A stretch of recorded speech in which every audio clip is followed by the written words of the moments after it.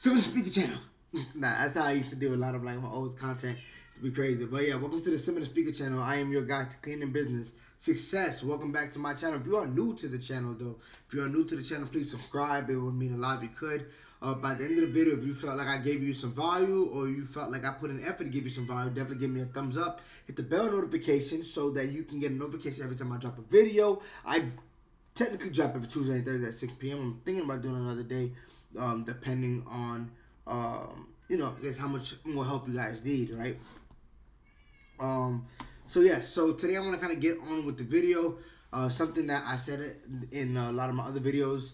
I usually tend to talk a lot, right? Which can make the videos, the length of the video, the time of the video go up. But lately what I've been trying to do is pretty much give you guys as much information as soon as possible so you guys are not here having to watch a 40, 50, 60-minute video. But yes.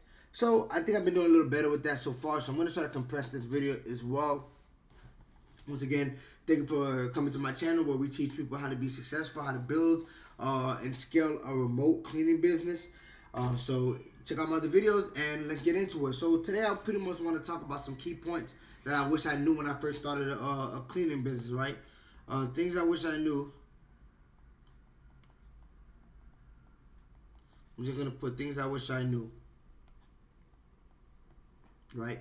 So things I wish I knew when I started a cleaning business. So the first thing I want to talk about today is I wish I knew to charge a premium price to attract the type of clients I wanted.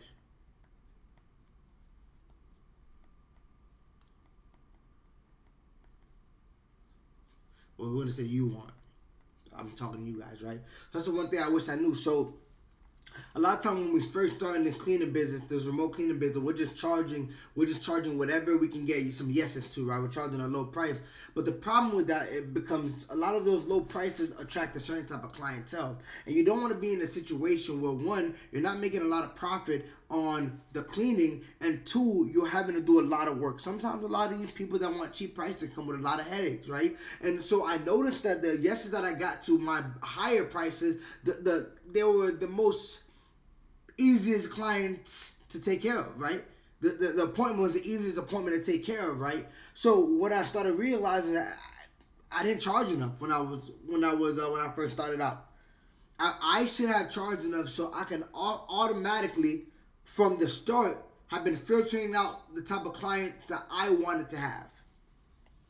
So charge a premium price. If you want clients that are willing to pay you a lot and not complain a lot, charge a premium price. That is the only way you're going to find them. Yes, you may get a lot of no's initially, but those no's are only leading to the yeses. With that being said, don't forget to charge premium price. That's something I wish I knew, right? Charge a premium price so I can attract the type of client that I was looking for. Not only did I attract the type of clients I wanted, I attracted the type of the subcontractors I wanted to work with. I attracted the right subcontractors. I attracted the ones that work well. I had enough money to be able to pay them. And because they were paid well, they were very skillful, and talented. And really good at what they did. So that's what I'm saying. Not charging a lot at the beginning, it costs you. It does cost you. They are good, don't get me wrong, they are good cleaners you can find for cheap. But they may be good cleaners, but they may be unreliable. Or maybe they're not punctual. Or maybe the communication sucks, right? You never know what you're getting. That actually goes into my second point that I wish I knew. I wish I knew, or if I knew, let me actually just say what I wish I knew, right? So I wish I knew that it was important to vet cleaners.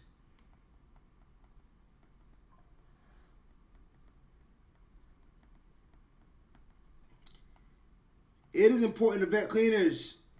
I wish I took that more serious. For anybody watching this, it is important to vet cleaners, to vet your subcontractors.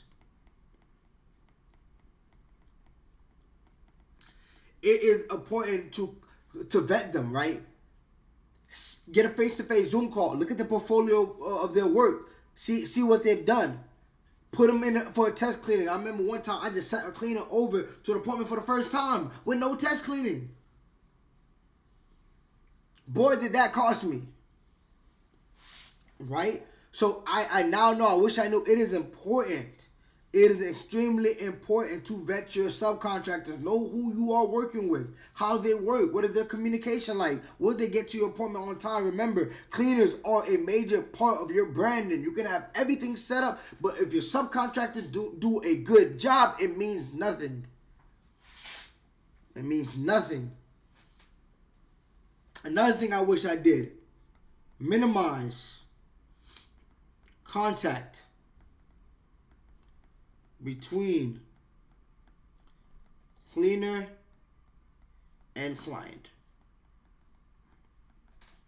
Look, when first started, when cleaners needed help, I would connect them to the client. You don't do that. The beauty and the pro of the remote cleaning business model is that we maintain control of the client in terms of pricing and who does the cleaning. And it took me some time where I was like, wait, why am I not, I'm not really getting too many reoccurring. I remember a client even told me like, hey,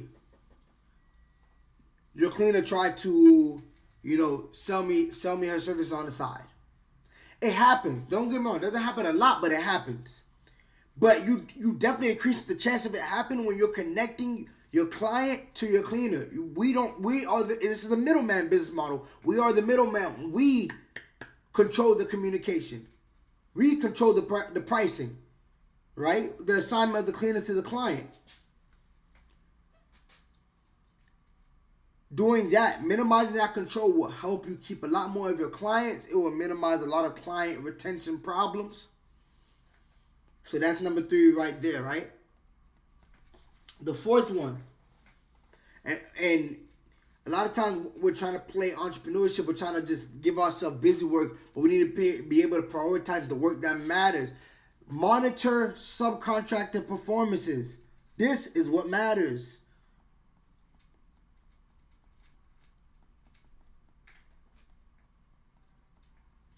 Actually, you know what?